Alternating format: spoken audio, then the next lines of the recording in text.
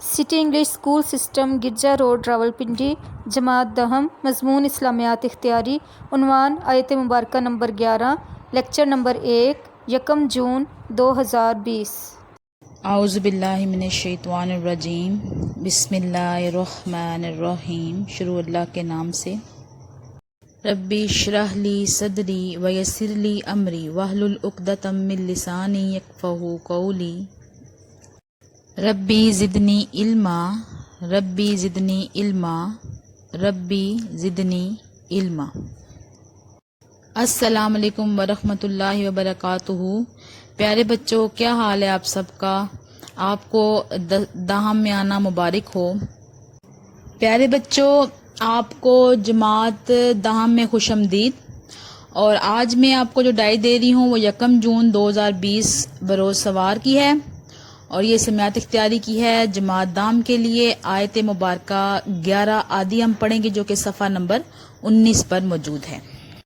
आज का जो उन्वान है हमारा वो आयत नंबर 11 है जो कि सूरत इन्फितार की आयात हैं और इसमें क़यामत की मंजरकशी की गई है कि रोज़े क़यामत जो है वो कायनात में क्या क्या तब्दीलियाँ आएंगी और उसके बाद फिर जब अल्लाह ताला अदालत लगाएगा तो फिर उसमें हर इंसान को अपने छोटे बड़े अच्छे काम और बुरे काम दोनों की खैर खबर अल्लाह ताला लेगा और इंसान को जो है वो उसके मुताबिक फिर जो है वसीला देगा, चाहे कि वो जन्नत में भेजे या जहन्नम में भेजे।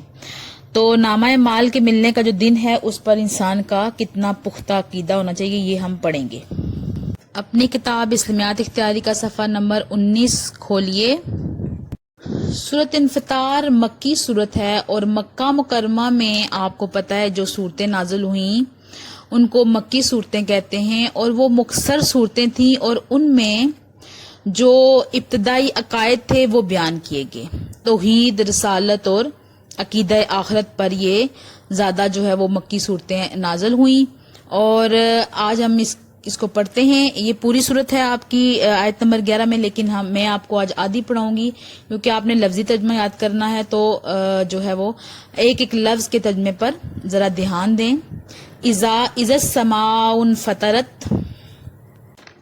इज़ा जब, समाउ आसमान, अन फतरत फट जाएगा, व इज़ा और जब, कवाकिबू तारे, बुन तासरत बिखर जाएंगे, व इज़ल बिहारू और जब समंदर, फुज्जिरत उबल पड़ेगा, यानी समंदर जो अपनी हदूद में रहता है उस दिन सारे का सारा उबल पड़ेगा, सारी कायनात तहस नहस हो जाएगी।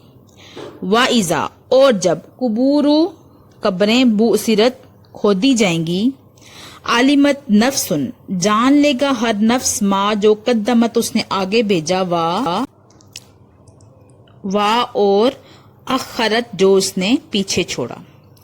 या युल इंसानु, अब अल्लाह ताला जो है वो इंसान से मुखातब है कि ए इंसान, इंसान कहा मुसलमान ने क्योंकि ये तो मामलात हर एक मजहब के इंसान के साथ होंगे तो इसलिए इंसान का लफ्ज इस्तेमाल हुआ। माँ किस चीज ने गर्रा का धोखे में डाला, बिरब्बिल करीम अपने रब की तरफ से, अल्लजी वो जात जो, खला का पैदा किया तुझे वसव्वा का और सवारा तुझे, यानी ठीक ठाक किया, व अदाला का और मतनासब किया,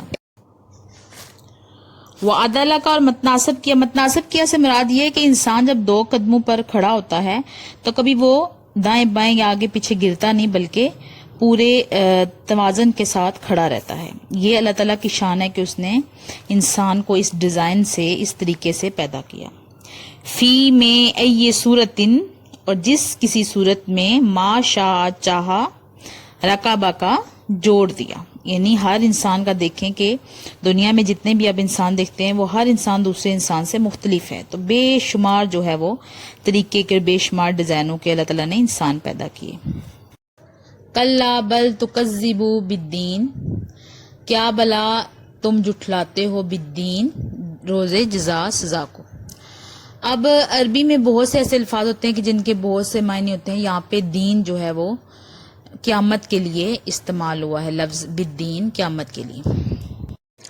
तो इस तरह इन आयात में क़यामत की मंजरकशी की गई है कि क़यामत वाले दिन जो कायनात में तब्दीलियां होंगी وہ صرف اور صرف اللہ کی ذات کر سکتی ہے، اور ان تبدیلیوں کے بعد پھر اللہ تعالیٰ اپنی عدالت لگائیں گے۔ تو سب سے پہلے یہ ہوگا کہ آسمان کا پھٹنا، پھر تاروں کا بکھر جانا، سمندر کا ابلنا اور قبروں کا پھٹنا۔ اس کے بعد نامہ اعمال جو ہے وہ ہر شخص کے اپنے ہاتھ میں دیا جائے گا، جو کچھ اس نے اچھے اعمال کیے یا جو کچھ اس نے برے اعمال کیے، دونوں اعمال اس کے، ہر ایک چیز اس کے نامہ اعمال پر لکھی ہوئی ہوگی اور ریکارڈ ہوگا۔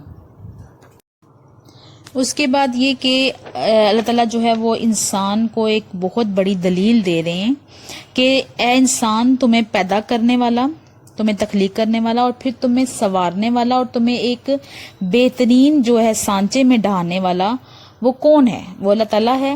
اور جب اگر تم اپنی صرف اور صرف اپنے جسم کو دیکھو اور اسی میں سے تم نشانیاں ڈھونڈو تو تمہیں اللہ تعالیٰ کی جو ذات ہے اس کی خود بخود گواہی ملے گی۔ اور پھر اللہ تعالیٰ جو یہ دلیل دینے کے بعد فرماتے ہیں کہ اگر تمہیں اللہ کی ذات پر یقین ہے تو پھر تم جزا اور سزا کے دن کو کیوں جھٹلاتے ہو؟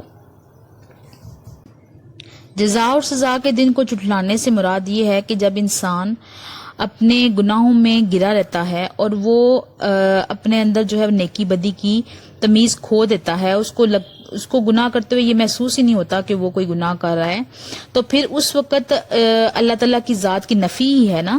جب ہمیں یہ پتا ہوتا ہے کہ ہمارا رزلٹ آنا ہے تو ہم بہت اچھی محنت کرتے ہیں اور اچھی تیاری کرتے ہیں، لیکن اگر ہمیں رزلٹ کا کوئی فکر نہ ہو اور ہمیں یہ وہ کہ کوئی رزلٹ آنا ہی نہیں ہے تو پھر ہم کبھی بھی اچھی طرح سے محنت نہیں کریں گے، اپنے جو بھی ہمارا ٹارگٹ ہوگا اس کو ہم اچیو کرنے کے لیے کوئی محنت نہیں کریں گے۔ تو یہی حال انسان کا ہے۔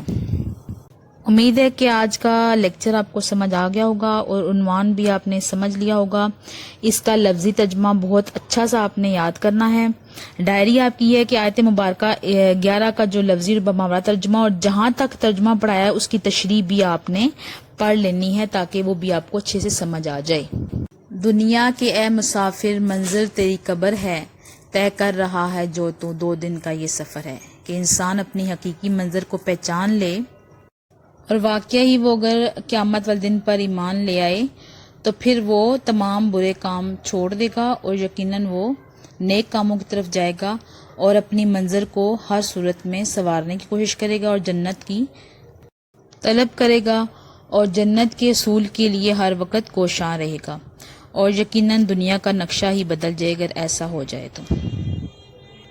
امید ہے کہ آج کا عنوان آپ کو سمجھ آ گیا ہوگا۔ آپ نے بہت اچھا ترجمہ یاد کرنا ہے اور انشاءاللہ میں بہت جلدی آپ سے اس کے بارے میں سوال بھی کروں گی اپنے آئندہ کے لیکچر میں۔ اور اپنا اور اپنے گھر والوں کا بہت خیال رکھا کریں، دعاؤں میں یاد رکھا کریں۔ مجھے اپنی ٹیچر میڈم عظمیٰ خالد کو اجازت دیں۔ اللہ حافظ۔ دعا پڑھ لیں۔ سبحانک اللہم و بحمدک، اشہد ان لا الہ الا انت، استغفرک و اتوب الیک۔ اللہ حافظ۔ اپنے آپ کے لیے بہت سی دعائیں مانگا کریں۔ اللہ حافظ۔